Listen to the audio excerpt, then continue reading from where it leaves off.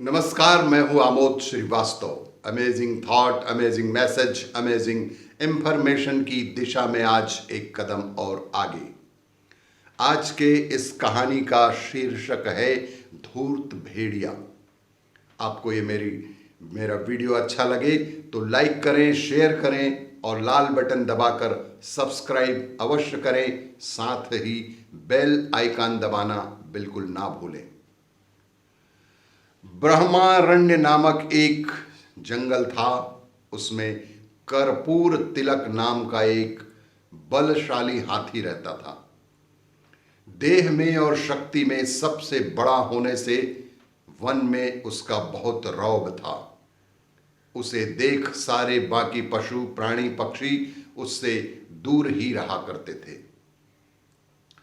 जब भी कर्पूर तिलक भूखा होता तो अपनी सूंड से पेड़ की टहनी आराम से तोड़ता और पत्ते मजे में खा लेता तथा तालाब के पास जाकर पानी पीता और पानी में बैठा रहता।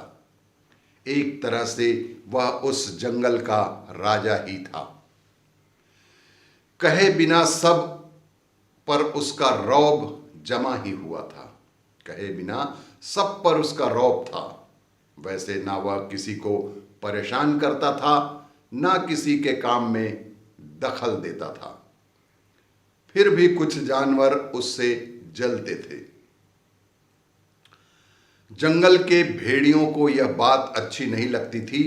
उन सब ने मिलकर सोचा किसी तरह इस हाथी को सबक सिखाना चाहिए और इसे अपने रास्ते से हटा देना चाहिए। उसका इतना बड़ा शरीर है, उसे मारकर उसका मांस भी हम काफी दिनों तक खा सकते हैं, लेकिन इतने बड़े हाथी को मारना कोई बच्चों का खेल नहीं था। किसमें है यह हिम्मत जो इस हाथी को मार सके?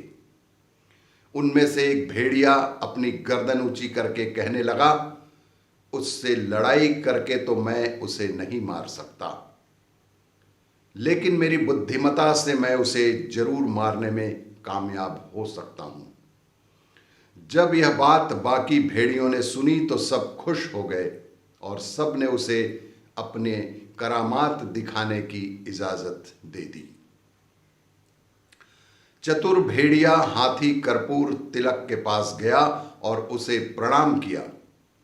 प्रणाम, आपकी कृपा हम पर सदा बनाए रखिए। कर्पूर तिलक ने पूछा कि कौन हो तुम भाई?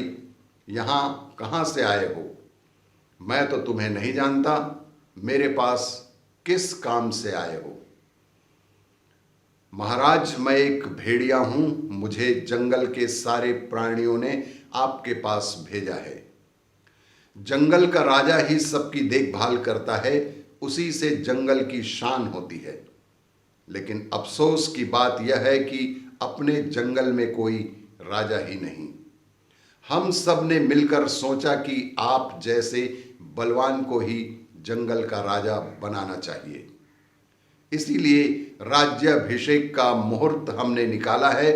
यदि आपको कोई आपत्ति नहीं हो तो आप मेरे साथ चल सकते हैं और हमारे जंगल के राजा बन सकते हैं।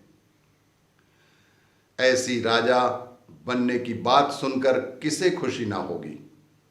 कर्पूर तिलक भी खुश हो गया। अभी थोड़ी देर पहले तो मैं कुछ भी न था और एकदम एकाएक राजा बन जाऊंगा, यह सोचकर उसने तुरंत हामी भर दी। दोनों चल पड़े।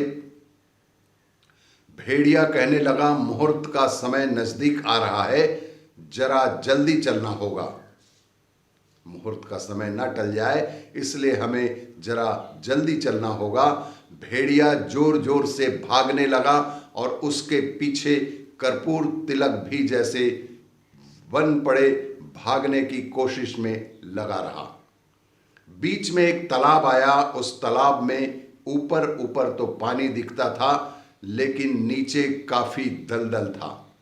भेड़िया छोटा होने के कारण कूदकर तालाब को पार कर गया और पीछे मुड़कर देखने लगा कि कर्पूर तिलक कहां तक पहुंचा है।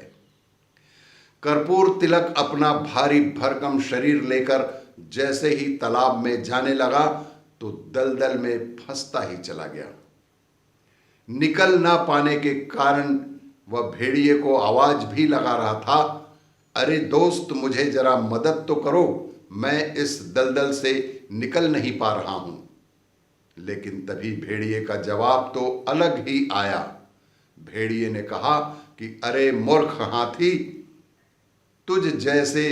मुझ जैसे भेड़िए पर तुमने यकीन तो किया, लेकिन अब भुगतो और अपनी मौत की घड़ियां गिनते रहो, और मैं तो चला। यह कहकर भेड़िया खुशी से अपने साथियों को यह खुशखबरी देने के लिए दौड़ पड़ा। बेचारा कर्पूर तिलक वहीं दलदल में फंसकर मर ही गया। इसीलिए कहा गया है कि अचानक एकाएक कोई आपको कोई बड़ी लालच दे तो कभी भी उसकी बातों पे नहीं आना, चाहे वह पीतल को सोना बनाने वाला हो या एकाएक आपके खाते में लाखों रुपए की राशि देने की बात हो। इस तरह किसी भी तरह के अचानक से अनजान व्यक्ति के द्वारा दिए गए लालच में कभी भी ना पड़ें और जीवन को सुरक्षित बनाएं। और भी इसी तरह की जानकारियों के लिए देखते रहिए मेरा वीडियो। लाइक करें, शेयर करें और सब्सक्राइब अवश्य करें। धन्यवाद।